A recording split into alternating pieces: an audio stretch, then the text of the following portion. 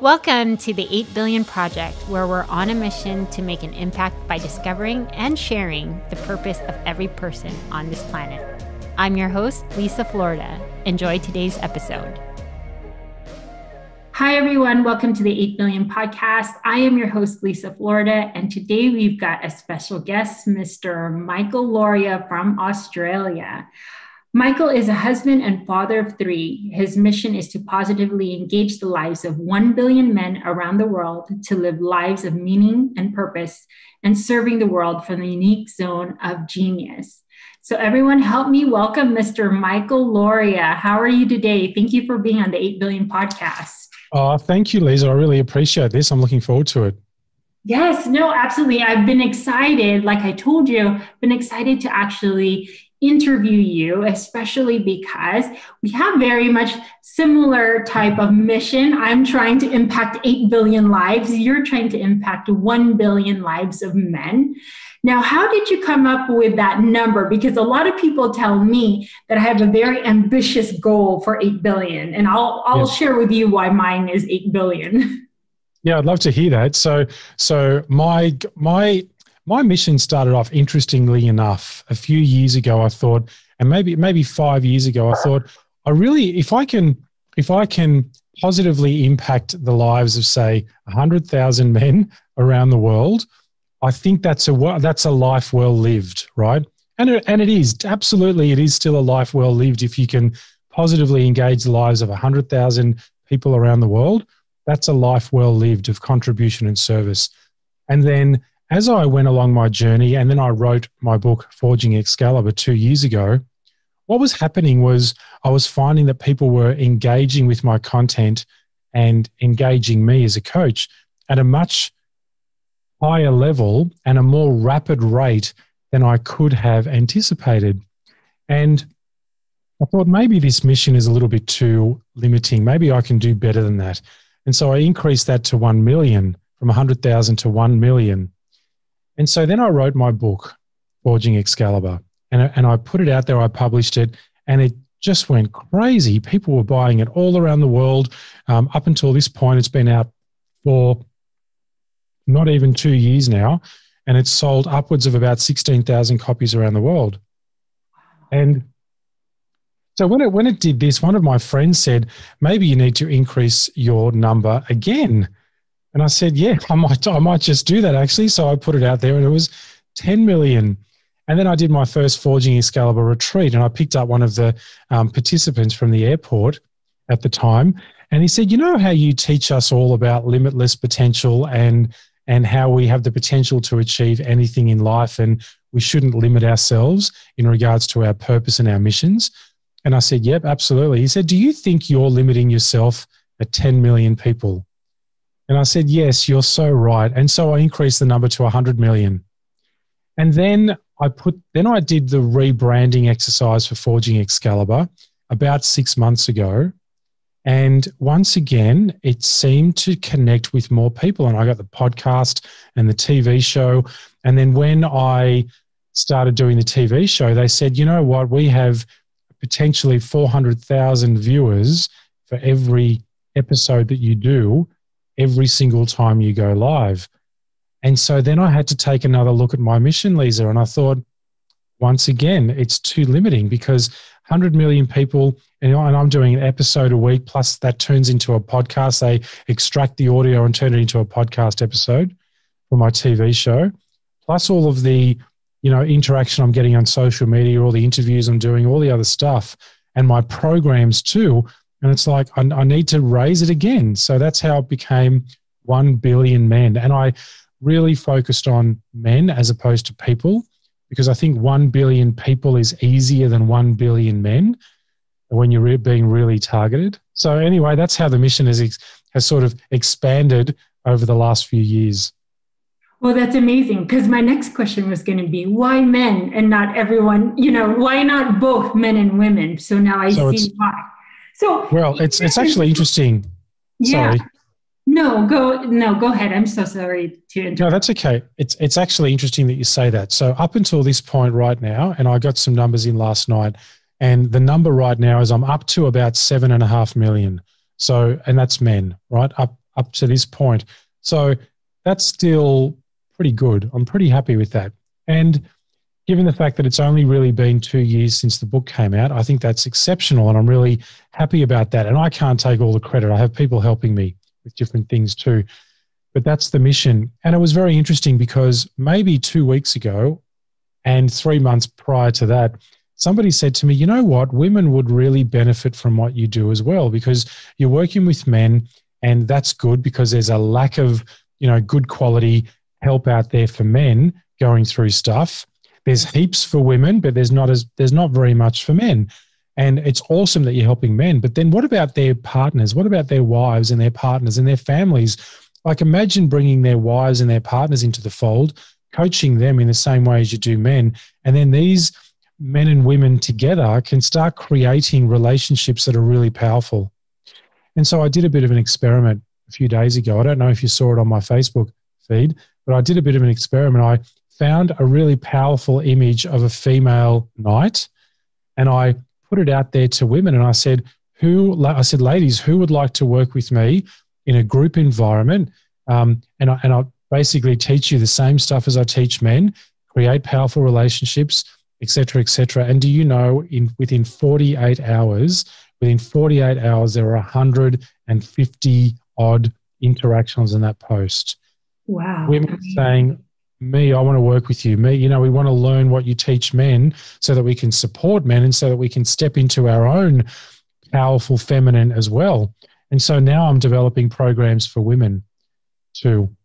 Absolutely. I mean, when you initially said like a female knight, I automatically thought of Game of Thrones. I forget what her name was, but the tall lady, right? Yeah. Gosh, I feel so bad not knowing her name and then mentioning her on the podcast. I don't know either.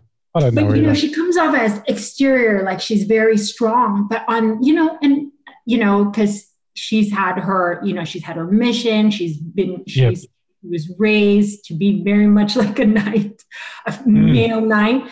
But then there's so much tenderness about her. And that's what I'm saying. It's great that you've extended and opened it up to women, because I think that there is so much of an expansion for women also, and their growth, especially in partnership with their husbands or their partners. After going through your website, I was just like, wow, I definitely would like to date a man that went through this program, right? Liza, you may not be surprised to learn that so many women have said, do you have any single men that have gone through your programs that are available, right? It's so funny, because I'm told by women there are no good men out there. There are no good men that actually want to take responsibility, and that are men of integrity, that actually have some purpose and direction and focus in life, and they play games and they do all this stuff, and we just don't feel like we can connect with somebody powerfully. And so women for the last year or two have said to me, do you have any single, it's like, I think they want me to start a dating site or something, Forging Excalibur Dating. That could be an expansion, because that's very true. There's not very many, and it's also like the social norms, right? Men have this, they live by what we believe to be, or what they believe to be, the structures of social norm. And I think you mentioned that, in your bio or in your about you on your website as well. You talked about like so-called success and that toxic path, right? Yep. And interestingly enough, I interviewed John Lee Dumas, and, I had a short interview with him, but I asked him, I said, if you could give one piece of advice for 8 billion people right now, I said, what would it be? And he said, don't be a man of success, be a man of value, man or woman, of course, all encompassing, right? Not gender specific. But yes, oftentimes we chase more of success than having more meaning and purpose and value. And that's why Absolutely. I was very excited to actually have this interview with you. And so it's really interesting. So I think it might have been Einstein that said that, and John said that on my podcast as well. It's a very powerful quote, right? Because we live in a society, and we have for many, many decades, right, where men are really pushed, indoctrinated into believing that in order for them to be of value as a man and a husband and a father, that they need to that need to be successful. And there's nothing wrong with being successful. I just want to make that clear. There's nothing wrong with wanting success. But the problem is that society defines success around how much money are you making, how many things do you have, right? And what's your societal status, right? Are you high up in the hierarchy? Do you have lots of financial wealth? And do you have lots of fancy things? And unless you don't, unless you can't tick those three boxes, then you're not deemed as successful. And so I'm really trying to change the narrative around that, because what happens is that then men pursue this undefined version of success with absolutely no purpose whatsoever.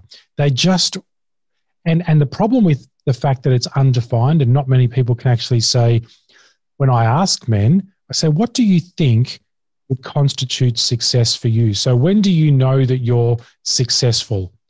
And I just get a blank stare. It's like, because there's always the next thing. There's always more money and more cars and more houses and more this and more that. And so when do you actually feel successful? And it's really quite damaging, because men unconsciously chase this version of success. And what they do along the way is they sacrifice everything they truly value on their path towards, on their quest for success, right? And they sacrifice relationships with their intimate partner, with their children, with other members of the family, and friendships and all sorts of things, because they feel like they can't define themselves as a man adequately enough unless they feel successful. Yeah, absolutely. And unless they have all this stuff. And so what I teach men is around, like, there's nothing wrong with success as long as you can define what that means, and you're focused and purposeful, and your life has meaning, and you're doing it in a really not just meaningful way, but with some service and contribution to others, so that it actually means something. And so, yes, if that leads to you having a big house and a fancy car, and and you get high up on the hierarchy there, that's great, well done. But as long as you don't sacrifice people and relationships along the way. Yes. No, absolutely. This just reminds me as well, though, when you're talking about contribution. I have a podcast interview that's coming out tomorrow that I recorded a few weeks back.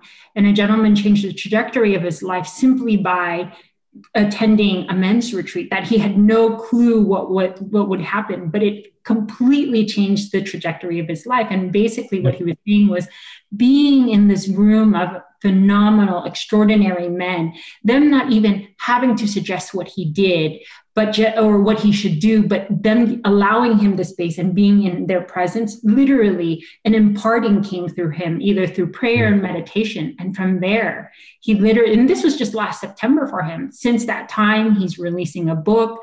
It's sometimes like it's a paradigm shift. Right? It's absolutely, yes, it's a paradigm shift. I might even say that it's more than that. It's almost like we connect so much more deeply with our essence, with our reason for being. The Japanese call it our ikigai, right? Our reason for being, which is just another word for purpose. So when a man actually gets in touch with and connects with his essence, the deepest part of him, which gives his life meaning, he finds purpose in that. And of course, what that means is that then he gets to live a life that feels fulfilled. Absolutely. And when you feel fulfilled as an individual, whether you're a man or a woman, when you feel fulfilled as an individual, then you will live a life of purpose, and you will want to give to others, and you will want to have healthy relationships, and you will want to remain connected with the people that you love and value, and you will want to make a difference out there in the world, right? It's true. It really is. It really Mine's is. 8 billion. That's massive, Liza. Like, massive kudos to you for that. That's huge. And now that's like everyone in the world. I might as well touch on it, because a lot of people say, it is a very ambitious goal. And just to let you know, like, I feel like I answered a calling. I mean, I've always had this great heart of service, and just like you mentioned, like success, I've had it in the real estate side. I was raised in a real estate family. We did residential real estate. And there were years where it just felt like money rained from the sky. Then we hit the mortgage meltdown and my life got turned upside down. Now, not necessarily in business, because we did very well. We represented 6 banks for foreclosures. But internally, I was looking and searching for deeper meaning past all of the things that the material wealth could bring. And that brought me over to the Philippines, which is the motherland where my parents were from. And I just got like a full-on view of what my life could have potentially been like, but I didn't want to judge it. And so I wanted to be of service and contribution. It still took me a good 10 to 12 years before I finally answered the calling and said yes. Now, I didn't know exactly what it was going to be. And so I just kept praying and connecting to my higher self and source and just asking for guidance. Little did I know it would end up being my voice. And so the reason that 8 billion came along was, I know that even till now, we don't have an 8 billion population until 2023. However, I was having a deep conversation with a good friend of mine before I started this.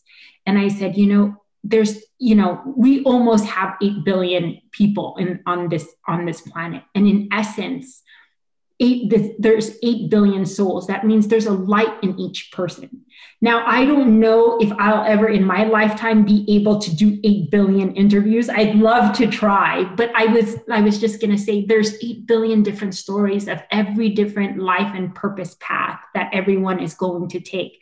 I'm here to uncover each of their stories and hopefully provide inspiration and guidance. So that one day, even if like this interview impacts one person's life, it made a difference, right? And a contribution to the collective. Now, if in fact it can become a legacy project, which I'd love for it to become on a global scale, then that is the ultimate dream of the vision. But it's not for me, it's service to others. And that's why I have the courage to get in front of the camera and to speak and use my voice. Because if it wasn't for me, then I'd be very judgmental of like, how do I look? How am I speaking? I just knew that there's so much people out there. There's so many people out there searching for meaning and purpose. And so absolutely, if I could lend my voice and my skills and talents and at least put it out there, and maybe one day, even 20 years from now, if someone comes across, this time capsule, they'll understand that we were there for what might be the change of the trajectory in their life. That is so beautiful, Liza. I just applaud you for that. That's incredible. And you know what? You don't have to interview 8 billion people. The fact of the matter is that you do however many interviews you're able to do in your lifetime, multiple people will listen to each one. So it impacts, dozens, hundreds, thousands, hundreds of thousands of people. One interview can do that. And it can do so forever, not just in your lifetime or mine, because when we record these things and they're out there on the internet or they're on someone's device or whatever the case may be, they're immortal, aren't they? So they last forever. And so people in 100 years, 200, 300 years might just come across one of your discussions and it will change the trajectory of their life. And you won't even know it because we'll be long gone by then, won't we? That's why maybe it's a time capsule, and we are absolutely living in ordinary times, right? There's no time than now. And it was interesting, though. I mean, there's so much going on with the whole COVID and the pandemic with, travel restrictions and, just everything going on a global scale. And somehow, even before everything started happening, I knew there was maybe like something in my body was already telling me, and probably that was my higher self speaking to me. There was a pull and a series of events that were happening that said life is not going to be necessarily the same anymore. So now I think there were so many people waking up to like their purpose, and I was like, oh, this is great. I can find so many people to share their stories. Yep. Do you know what I think it's been? I think it's been this total shift, like collective paradigm shift, because people used to identify very powerfully with, what do I do for work? But when you'd meet someone, you'd say, hi, how are you? What do you do? That's the first thing, right?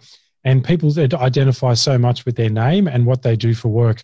And so what's happened over the last year, almost year and a half, well, over the last year and a little bit, is that so many people have lost their jobs. And so they or it's shifted and changed in such a way that it's not the same as what it used to be.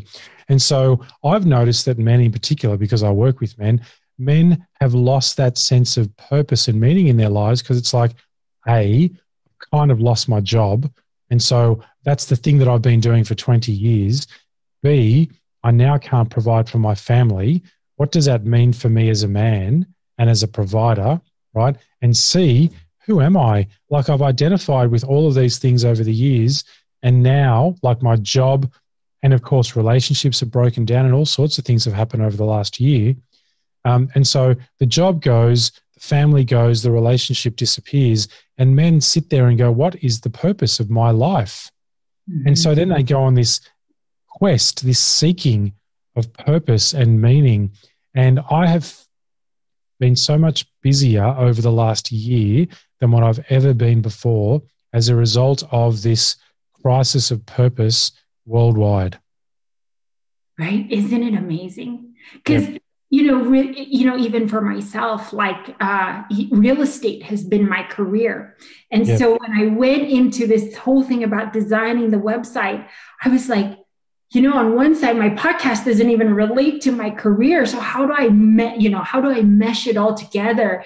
But yep. I was, it's okay to have my career, but still work on my purpose. It was just, I couldn't delay it any longer. The calling was just so strong that I had probably had the calling 10, 12 years ago and didn't follow it. So it was almost like the universe gave me a series of events to learn, to shift, to push me more into a space where it's just like, wake up, Lisa. You've got a gift and a skill and a talent that you need to share with the world, because it's a gift for everyone. So that is so good. The journey. And that is so good. And I speak about Joseph Campbell's hero's journey a lot, right? So I've worked that into my sort of, I guess you might call it the brand language. And so when we talk about Joseph Campbell's hero's journey, the beginning of the hero's journey, or close to the beginning, is the call to adventure. So the hero gets a call to adventure. And many times what happens is he or she rejects the call to adventure because they're not ready, right? For whatever reason, they're not ready to accept the call to adventure. And so then when they do accept the call to adventure, then they start their hero's journey. And that's what you've done. You finally, as I did, as many people did, finally accepted the call to adventure. And then we go on our hero's journey. So let me ask you, because the whole reason that I laugh and smile is because I still remember around this time last year, I was like, are you sure, God, it's me that you're trying to talk to? Because I'm just here. I'm just doing real estate. I don't really know what I was like, I don't really know what my big service. I knew I had a big heart. But for you, Michael, where did this start for you? I mean, I read, a lot about your journey, but I'd like for the audience to know exactly where it started for you. So I would say the catalyst event was when I almost took my own life almost 20 years ago. So I'll give you some context and perspective around that. So I got married very, very young, and I got married unconsciously, as most of us do when we get married at like 21 or 22. Because our brains are not even fully developed until 25. So when you make choices before you're 25, you don't do so from the most conscious place. And we can all look back at the years before we turn 25, and see mistakes, errors in judgment, crazy behavior that we wouldn't do now, et cetera, right? It's all because our brain's not fully developed yet, and we can't reason through our choices very well. And so I got married when I was 21. Almost 22. And that relationship lasted for about 12 years. We had 2 children. And by the time we separated and divorced, those children were 10 and 6. So a son 10 and a daughter 6, who are now, much older, of course. And so what happened then was, because of who I was at the time, it's a very unconscious individual, very angry and frustrated with life. Because again, I didn't feel there was any purpose to my life. I was just being a husband, a father, and a provider. And beyond that, there was nothing. And so I didn't feel like my life had any meaning beyond my responsibilities, my obligations to my wife and my family at the time. And this is what happens to a lot of men. when there's nothing beyond that, they get to a point where they feel like it's almost like despair and hopelessness. And there's this dull ache that I call it that starts to form inside. And it gets more and more insistent. There's something more for you. And that's what was happening for me. And that's why it was manifesting, as it does for many men, in frustration and anger. So I became a very angry person. Thank goodness I didn't resort to violence or anything like that, but I was a very frustrated, angry young man. And so that, combined with lots of other things, led to the separation and divorce. And then over the next couple of years, when I wasn't living with my children anymore, there was a lot of things that happened in the background around family court and child support and all sorts of things at the time, where I wasn't able to see my children for almost 2 years. And so during that period of time, I spiraled down into an abyss of despair and, depression and anxiety. I couldn't hold down a job. I had to declare bankruptcy because of my financial situation. And so I nearly got evicted from the apartment that I was living in as well. And I'd been drinking and just eating junk food and, just doing nothing with my life at all. And I was drunk most of the time, to be honest. There was about 2 or 3 weeks there where I was drunk for probably 2 or 3 weeks. And that led to a Sunday morning when I woke up at like 7 a.m. and I had such a hangover. And my house was just disgusting. Empty beer bottles, empty wine bottles, junk food packets everywhere. It was disgusting. I hadn't done any housework, changed my clothes or showered for nearly 2 weeks. It was just disgusting, Liza, because I was in the depths of depression, right? Yeah. And during that period of time, I suffered from insomnia too. So I had sleeping tablets, and I'd been to the doctor for antidepressants and anti-anxiety medication. So I had all of this stuff. And so that Sunday morning, I thought, what is the point? What if this is my life and this is what my life is going to be? What is the point? And so I kind of swayed out of bed and sat on the edge of the bed, and I had a bottle of wine in one hand and another handful of antidepressants, anti-anxiety medication, and sleeping pills. And I was just about to take the lot, and take my own life. And my phone buzzed on the bedside table, and I glanced over, and I couldn't really read it very well through the glazed eyes, but I saw enough to see that it was from my son, who I hadn't had any contact with for nearly 18 months. And I'm telling you, Liza, like I've told this story so many times, but it doesn't get old, and I still get chills, and I still get a lump in my throat thinking about it, because this is a case of divine intervention. Because my son sent me a text in the moment that I was about to take my own life, and he had no idea what was going on. And the text message said, "Dad, we love you, and we can't wait to see you again."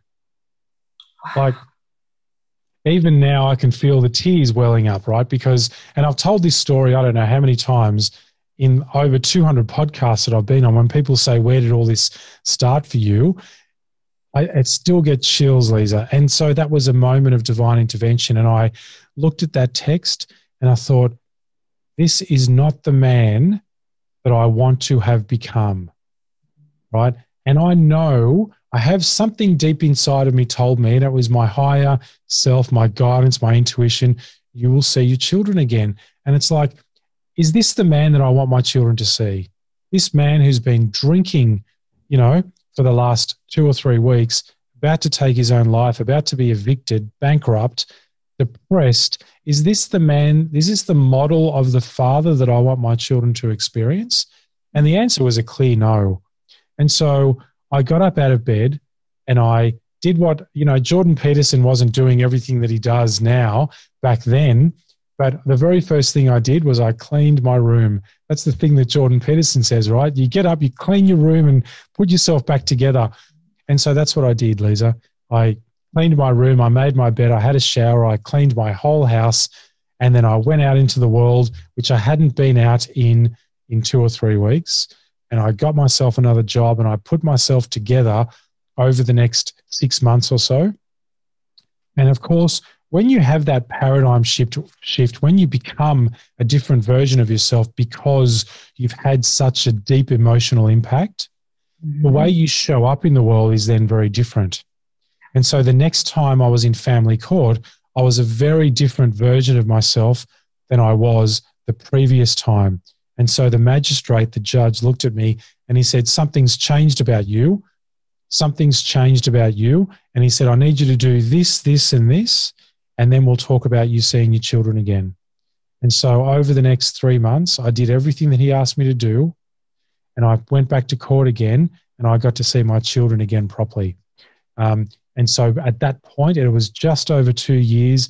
I had a job. I was back up to, and another little story that I told about in the context of this, maybe 2 weeks ago, the first time that I told this, but that I'd relayed this, the day after that experience of nearly taking my own life, I went to the real estate agent's office. So you're a real estate agent, so you'll understand this. And by then, I was 3 months behind in rent, right? And I'd received an eviction notice in the mail. And I went to the real estate office and I fronted up there with the eviction notice and I said, can I please speak to my property manager? And I went in this little office and I sat there with her and I just broke down in tears. And I said, I'm so sorry that I've allowed this to get to this point. This is not the conduct this is not the person that I usually am. And this is what's happened over the last couple of years. And I would really appreciate it if you could please give me some time to sort this out and fix it. And I promise you I will sort this out over the next couple of months.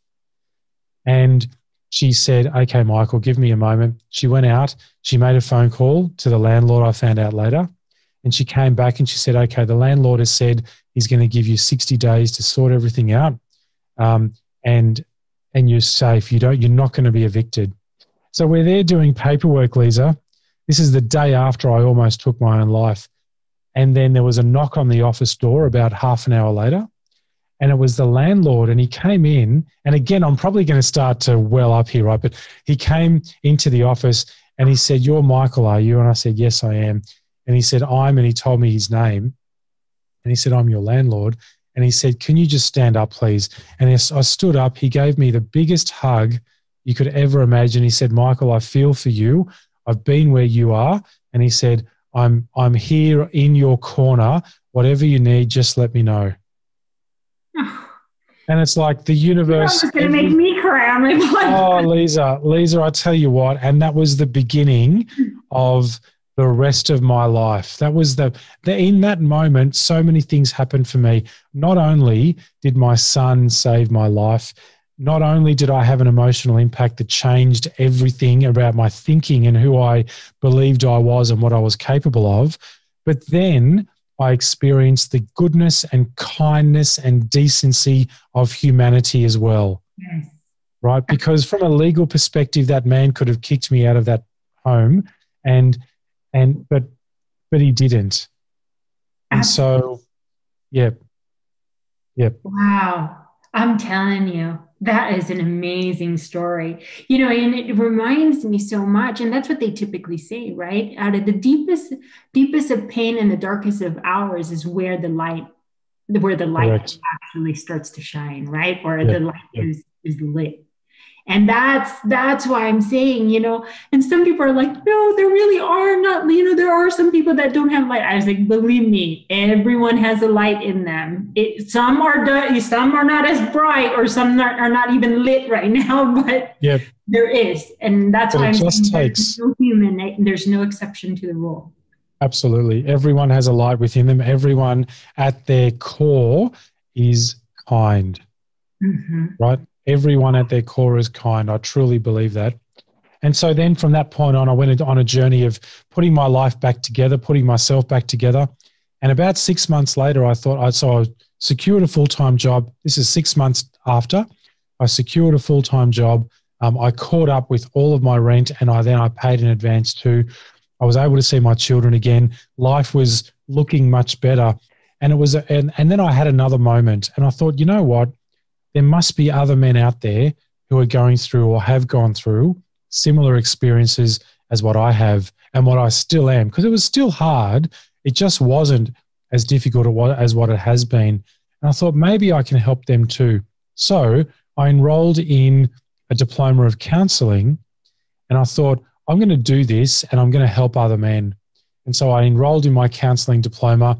12 months later, I got my diploma. And then I started facilitating men's groups and doing counselling for men. And then I stepped into psychology and neuropsychology and neuroscience over the years as well. And it's just all evolved into what it has now. And now I facilitate groups of hundreds of men, masterminds, the hero's journey it's called. There's another one called the Knight's Code.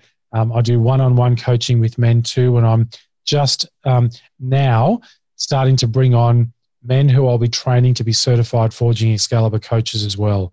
Wow.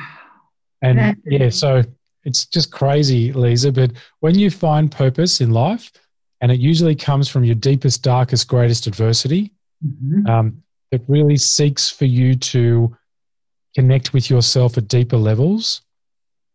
Life transforms, and then you can actually be of service and contribution to others. It absolutely does. Mine was an important, like I told you last year, I was going through such deep, like spiritual awakening, another level. I had first started in 2008, but I was going through another level that was waking me up even more. And then I had started going to a meditation coach. So I knew this information was getting imparted.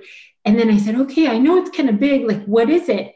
And then they said, oh, we'll let you know, when we tell you to start, you'll start. And I was just like, like I said, I had this great affinity to the Philippines, and it was last July. I was like, how am I even going to get over to the Philippines? Sure enough, I had a really good friend who started a live streaming app, and it absolutely blew up through the pandemic. And I said, it just like a light bulb went off. And so my very first time I turned on my ring light and I just started live streaming. And then from there, and then here was another thing I got, like from at least either maybe for some people, they call it their spirit guides or an imparting from God. But it just said, just start. You don't have to know the whole path. But once you start, you'll know, right? So a lot of people say it's take action. And sure enough, after each interview, I just kept getting better. I was asking the right questions until someone said, have you ever thought of doing a podcast? And I said, no. I was like, should I? They were like, yes, because it's oftentimes pre-recorded and it can always be downloaded. So I was like, yeah. And then by October, I ended up launching 8 billion. And I can't say it was always perfect. And you kind of learn as you go. But of course, I'm taking directive from a higher source, a divine source that sometimes there's infinite knowledge out there, you know? Yep. And sometimes some information won't actually get downloaded until later. You just have to have faith enough that you've got to start the journey. Yeah, absolutely. And absolutely. And also, I might say also a burning desire to make change in the world as well. Burning desire and faith are two of the most powerful things that we can have. A burning desire to, I guess, realize your limitless potential and work towards purpose, and having faith in yourself that no matter what comes in your path, you can navigate it. And you have the resourcefulness to be able to do so. That's amazing. No, absolutely. I fully agree. Now, it seems as if you've grown leaps and bounds even during the pandemic. One of the questions I typically ask, and sometimes I believe this helps the audience, were there any major changes that happened for you during the pandemic? And like, how did you deal with it? Like, were there any major pivots? Because lots of people like to hear the path that everyone kind of took. Yeah, there were. So I was doing live events. I was doing workshops, not much different from most other coaches. And so when we couldn't do that anymore, it's like, wow, how do I adapt? And so, and I just started in March of last year, I just started the 12-month hero's journey. So a group of 10 men, taking them on a hero's journey, which is a coaching program that I have over 12 months.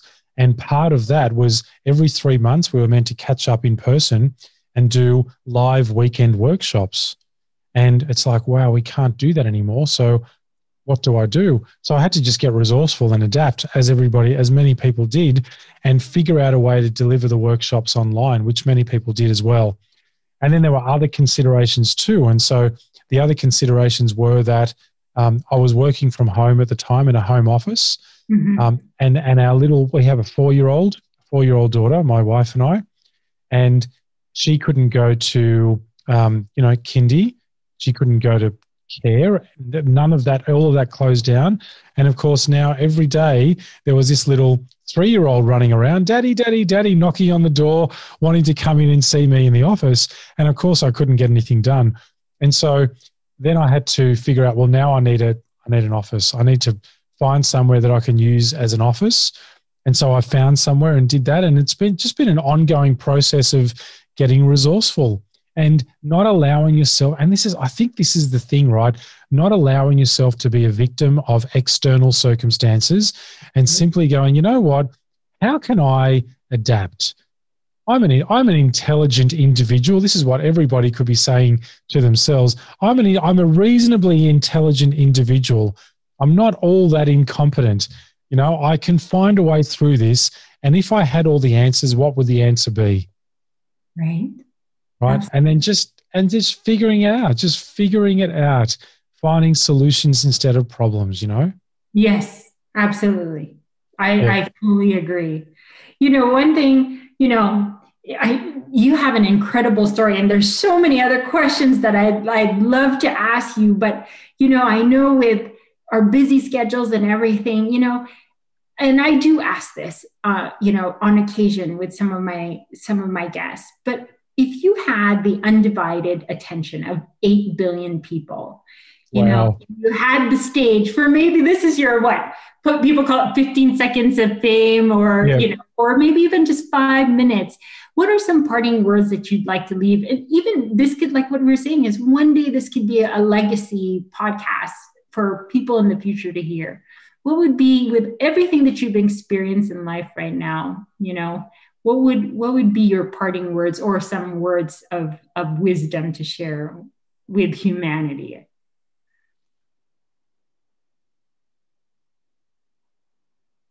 I might say to everybody,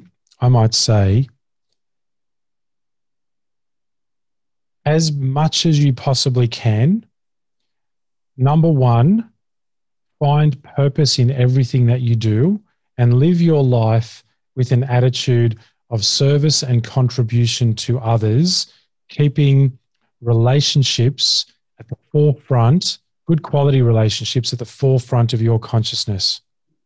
Yes, absolutely. That's amazing, right? I mean, in just the small amount of time you get, right? It's definitely impactful. And that's what I'm saying is, for me, every guest here on 8 Billion has been a healing process for me, because as you learn to connect and hear their stories, you often find out they're no different than anyone else. Oh, and that's exactly right. Ability, right? Yep. We're all having this human experience, right? And the best thing that we can possibly do with our lives is to ensure that we have the human experience at the deepest level we can, with an approach of, how can I make other people's lives better? Right. How can I contribute to their human experience and make it a little bit more positive for them? Yes, absolutely. Yeah. Absolutely. And you have definitely done that. And you are definitely well on your way to impacting. And so are you, Liza. And so are you. Yes. Well, it's been such an amazing conversation. I never want some of these conversations to end. But if anyone in the audience is interested in getting a hold of you, or interested in your programs, what's the best way to get a hold of you, or to learn more about any of the offerings that you do have?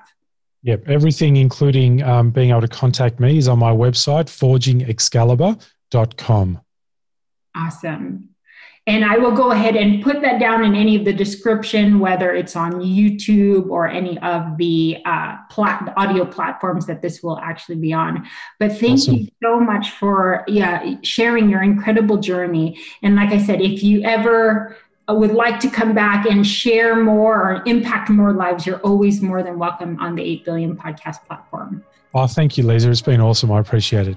No, thank you. Thank you for listening to today's episode. If it's moved you in any way, please review and share your thoughts or text me your thoughts at 949-247-2800.